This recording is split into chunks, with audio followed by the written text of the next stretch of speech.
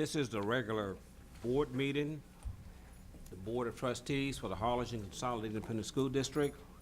This meeting has been posted in accordance with the Open Meetings Act. We do have a quorum. I want to welcome the public to our meeting this evening. Thank you all very much for being here.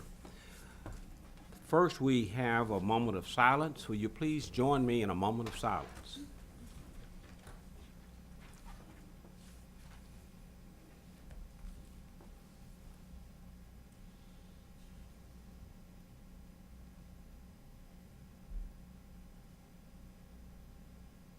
Thank you.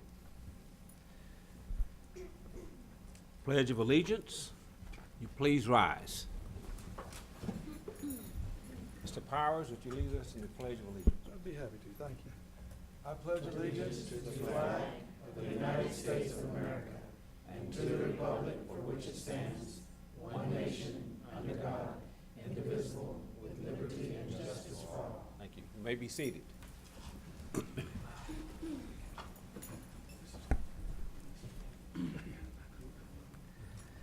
We have approval of minutes, June 13th, 2017, regular board meeting.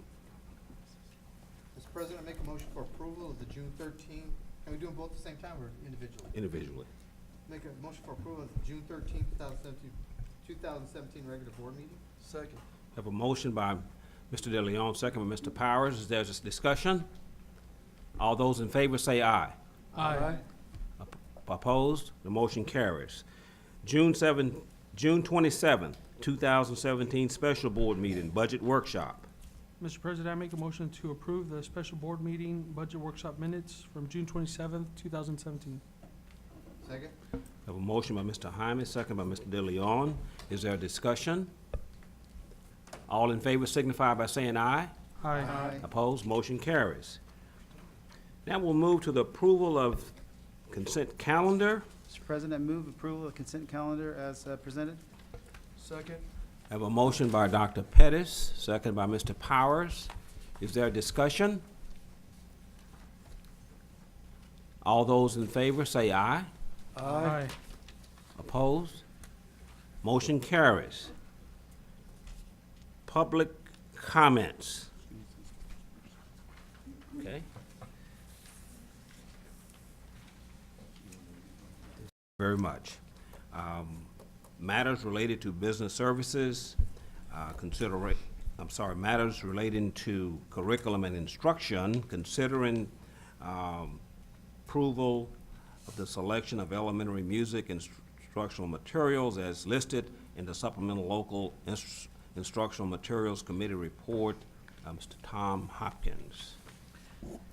Mr. President, members of the board, Dr. Cavazos, I'm seeking approval of the selection of elementary music instructional materials as listed on the supplemental local instructional materials allotment committee report. For background information, the materials were adopted by the State Board of Education during the adoption process for Proclamation 2015, which took place during the 2014-2015 school year, and they are 100% conforming to the Texas Essential Knowledge and Skills. Music teachers from the elementary campuses participated in voting for their selection, and the Instructional Materials Allotment Committee has made their recommendation based on the results. Okay. Mr. President, move approval of the elementary music instructional materials as listed on the supplemental local instructional materials committee report as presented. Second. A motion by Dr. Pettis, second by Mr. Hymas. Is there a discussion? So I just want to, is any significant changes from last year? The changes, I mean, Minimal? right. It's just that we've had a music program that dates back to 2005, Okay. right, so. Very well. I have Mr. De Leon? I'm not very familiar with some of this material. This information, does it ever go to any of the committees that we're on that it's being discussed prior to it coming to the board that maybe just missed? No, sir. Typically, the committees are held at the campus level, and so we'll bring in the teachers to evaluate the materials and so forth, and then they go ahead and vote through the process of which are the textbooks and so forth that they are choosing for their classroom. And so at this meeting, this is where this is brought forward, but we certainly can bring that through one of our transforming meetings. Yeah, I think that's not a bad idea because we're approving something that we really haven't seen. I mean, so it'd be nice if during one of the committee meetings that we have on the board, that we can look at some of this information. It may be a little bit useful.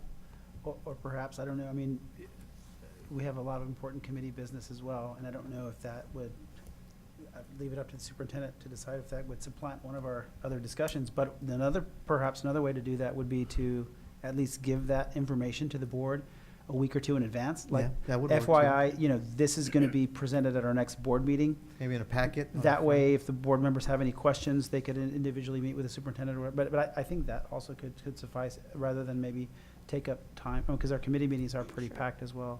We can do that as well. Good idea. Very well. This is so noted. All those in favor signify by saying aye. Aye. Opposed, motion carries. Approval of Texas Education Agency state-approved innovative courses for the 2017-18 school year.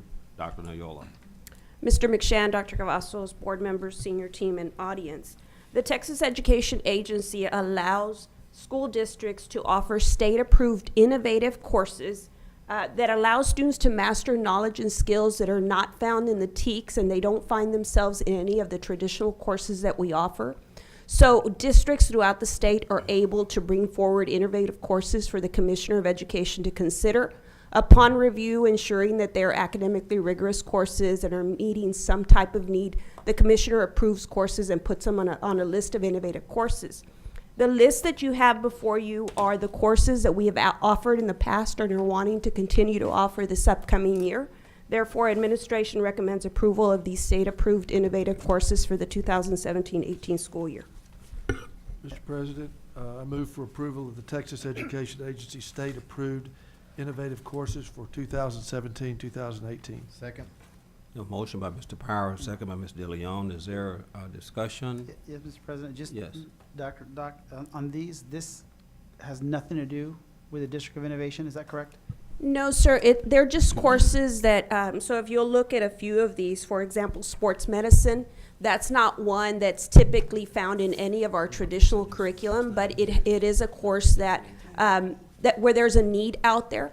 And so districts are given the flexibility to submit an innovative course that they would like for the commissioner to consider. So this is one of them, and any school district across the state can choose to offer this course with board approval. Is that the only method to do that, or is there a method that this can be done through District of Innovation?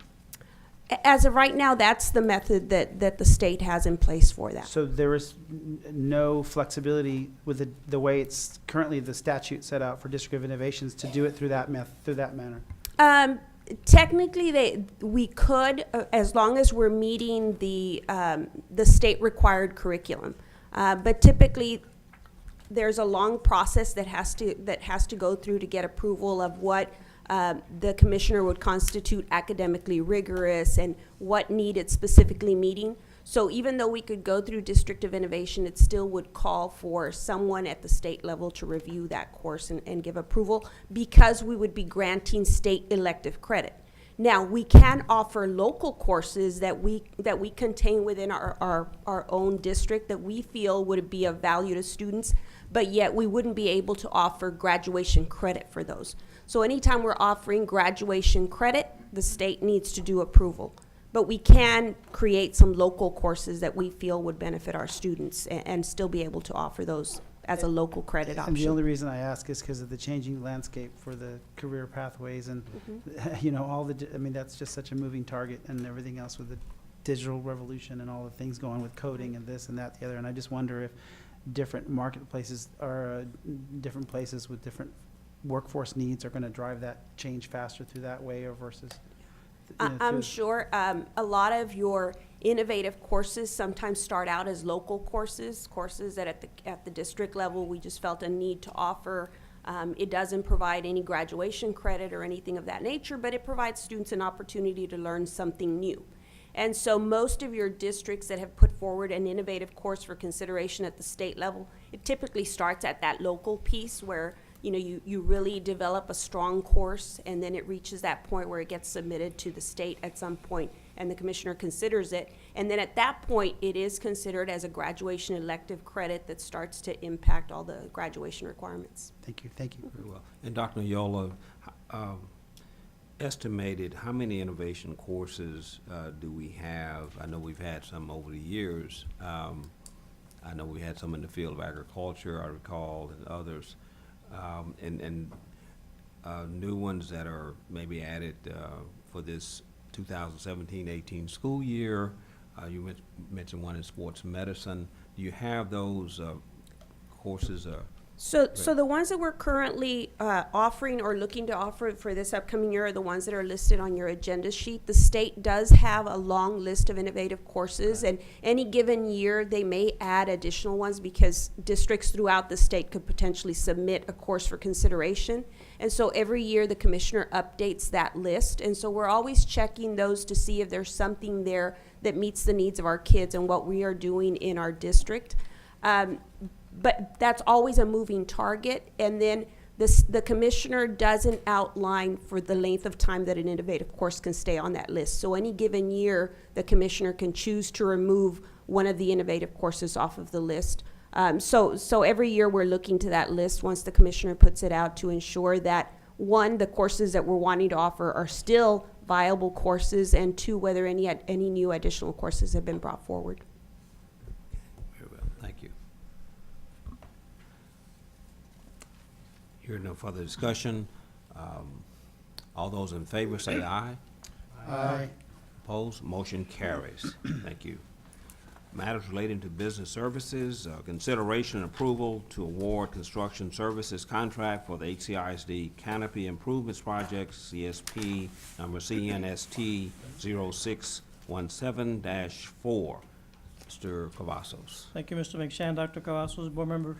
Agenda item 6A is consideration to approve of construction of canopies at Long Elementary, Lee Means Elementary, and the Ag Farm. The ranking committee met and ranked the proposals and is recommending the top rank offerer of NM Contracting for a total of $225,000. That is within our budget, and we felt that this contractor provided a good bid for the district. Any questions? Mr. Cavazos, I just was gonna ask you, Mhm. have we done any, I We- see the lowest bidder, but I Yeah. mean, have we done business with them? We have not done any business with them, but the architect had, and he has done good work for the architect on his projects. Who's the architect? John Piercy with Meg Jorn. With Megan Work? Where are they located? Are they Valley They're Farm? out of Brownsville. So they're local. Yeah, it's actually Noel Munoz is the owner. It's NM, contracting, but they're out of Brownsville. And have they done, they had a lot of experience with these type of projects? They have, yeah. Again, we felt comfortable, even though we haven't done any work with them, but the architect, he has done work with them, and he has done good work for his projects. President, motion for approval to award the construction services contract for the HCISD Canopy Improvements Project as presented. Second. Motion by Dr. Pettis, second by Mr. Powers. Is there discussion?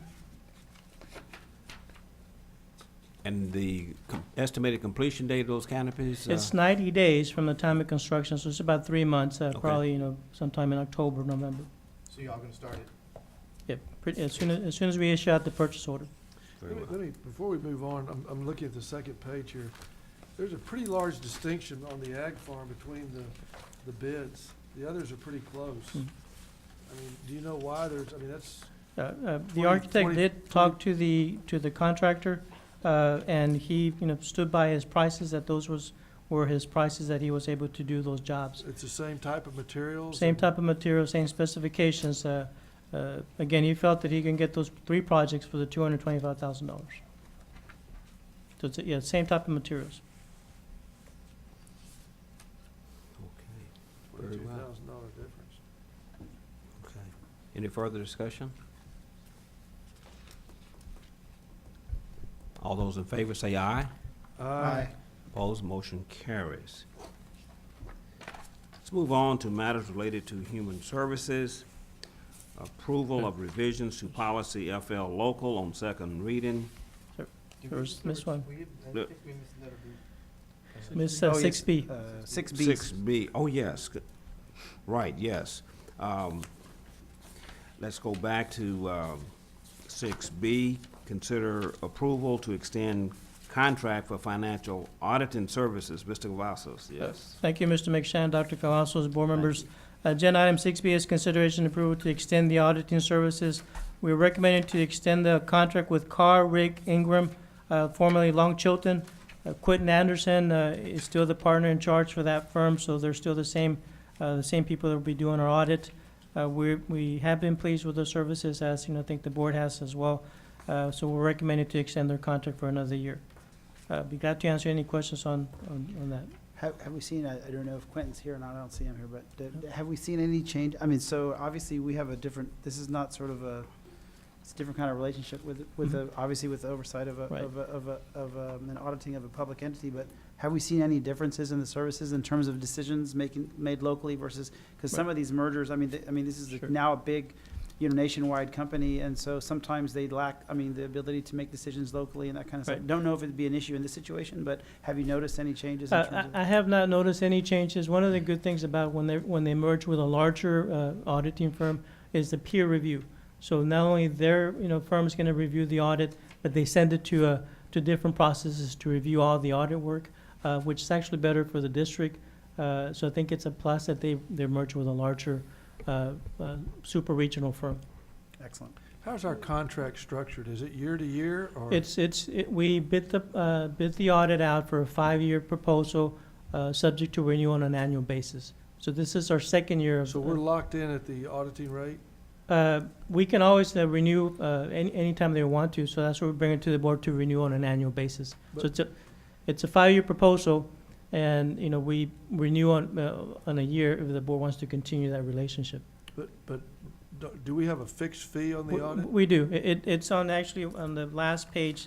The fee is between $46,680 to $52,215. Last year we paid $50,600, so it's within the range of what we paid last year. So Julio, because of the merger, the price is gonna stay the same. Yes. Do you see us getting additional services because of that? I think we're gonna get more services because now they have, it's a larger firm, and they'll be able to do different types of audits that they had not done because they were a smaller firm. So I think we're gonna get more services. They'll be able to look at different things that maybe they hadn't looked in the past. And since it's a merger and it's out of the valley, Quentin's still going to be our contact person down in Correct, the right. South Texas. I mean, Is he's that correct? essentially gonna be doing the work. Yeah, he's still gonna be doing the work. He's still the partner for the local firm here in Harlingen. Oh, okay. So, Julio, we're at a fixed rate for the next 3 years then, pretty much? Within that range, yes, pretty After much. that, do we anticipate our fees maybe going up? After that, we would, do another proposal for another 5-year term, and it depends. We don't think that the rates would go up that much higher. We do provide a lot of work for the auditors as they come in to get the books prepared. Also, our internal audit department does some work for them, which helps on the cost as well. So we're in the second year of our 5-year term? Yes. Mr. President, I make a motion for approval to extend the contract for the financial auditing services as recommended by administration. Second. A motion by Mr. Leon, second by Mr. Powers. Is there discussion? Just clarification, so then the only reason, we had a 5-year the only reason to bring it back for extension is because of the merger in that situation? No, or- no, it's because we bring it back on an annual basis. Oh, we do, okay. Yes. So Alright. next year, we'll bring it again I if we got want to continue services. We have the option to do that, every year up to 5 years. I got you, thank you. Very good. Good point. All those in favor signify by saying aye. Aye. Opposed? Motion carries. Now we'll move to matters relating to human services. Approval of revisions to policy FL local on second reading. Ms. Rosalinda Vargas. Thank you, Mr. McShann, Dr. Cavazos, board members. We bring for your consideration and possible approval recommended revisions regarding policy FL local on second reading. It is provided to you behind tab number 7 for your review if necessary. This policy was thoroughly reviewed at our last policy audit committee meeting last month. Administration recommends approval on second reading, and Dr. Muniz serves as our committee chairperson, but in his absence, we do have other committee members should they like to add additional information today. We'll be glad to answer any questions at this time. And this is the second, did this last month, right? We did, we reviewed it on first reading, and this is on second reading, and if you'd like to see the revision, it's on page 5 of the policy behind tab 7. Mr. President, motion for approval of revisions to policy FL, local, on second reading, as presented. Second? Have a motion by Dr. Pettis, second by Mr. De Leon. Is there a discussion? All those in favor say aye. Aye. Opposed? Motion carries. Okay. Now we move to consider endorsement of TASB Board of Directors for Region 1, Position A. That is for the TASB Director position for Region 1. Okay? Do we have Do you have the ballots? or do they Do you want a nomination? individually? Sonia, and I We know just you had need given one- it to us, one- but I can't remember the name, I can't remember. We just need one nomination, correct, for the, okay. Are you, This is- Greg, do you have? Yeah, I have a nomination. Mr. President, Yes. are you ready Sure. for a nomination? Yes. I nominate Patricia Ocaña Olivares from Mission. Pardon. Second the motion. Okay. Patricia Ocaña Olivares has been nominated. We have a second. I second the motion. Second by Dr. Pettis. Are there any other nominations? Curious, Mr. President, you know her pretty well. Yes, Ms. Patricia Ocaña Olivares is president of the Mission CISD Board of Trustees. She's a veteran board member, professionally an attorney, and very active public advocate of public education.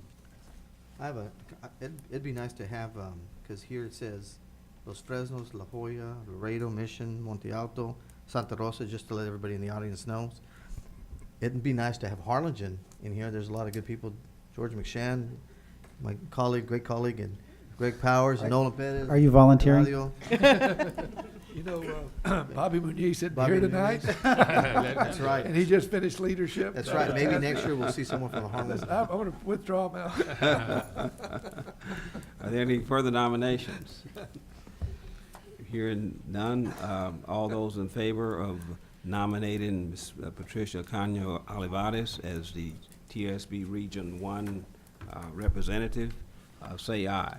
Aye. Opposed? Motion carries. Okay. Now, it is 7:05.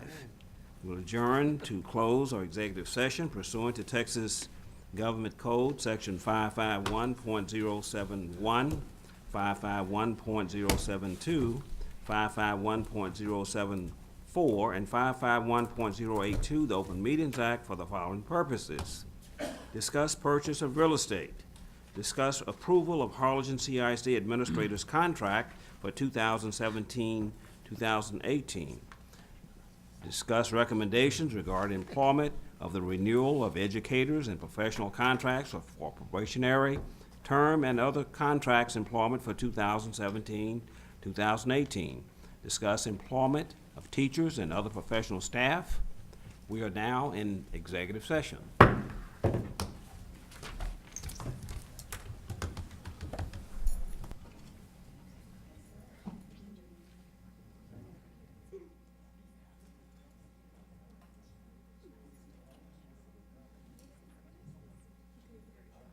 They have Wi-Fi at some of the hotels now, they have technology, but no cell phone. It is 8:58. The board reconvened into open session for action on matters discussed in executive session. Consider purchase of real estate. Mr. President, I move that we accept the recommendation of the administration in closed session. Second. A motion by Mr. Powers, second by Mr. De Leon. Is there a discussion? All those in favor signify by saying aye. Aye. Opposed? The motion carries. Now we'll move to consider approval of Harlingen CIS. we will consider approval of Harlingen CIC administrators' contracts for 2017-2018 school year. Do I hear a motion recommending that the board extend the multi-year term contracts for administrators as recommended by the administration for an additional year through the end of the 2018-19 school year? Mr. President, I move that the board extend the multi-year term contracts of administrators as recommended by administration for an additional year through the end of the 2018-2019 school year, and I further authorize the board president to execute employment contracts to the employees accepting this offer. Second. A motion by Dr. Pettis, second by Mr. DeLeon. Is there discussion? All those in favor signify by saying aye. Opposed? Motion carries.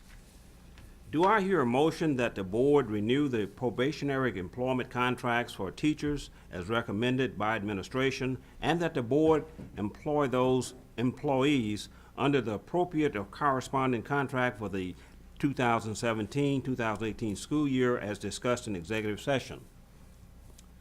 Mr. President, I move that the board renew the probationary employment contracts for teachers as recommended by administration, and that the board employ those employees under the appropriate corresponding contract for the 2017-2018 school year as discussed in executive session. Second the motion. We have a motion by Mr. Hyman, second by Dr. Pettis. Is there discussion? All those in favor say aye. Aye. Opposed? The motion carries.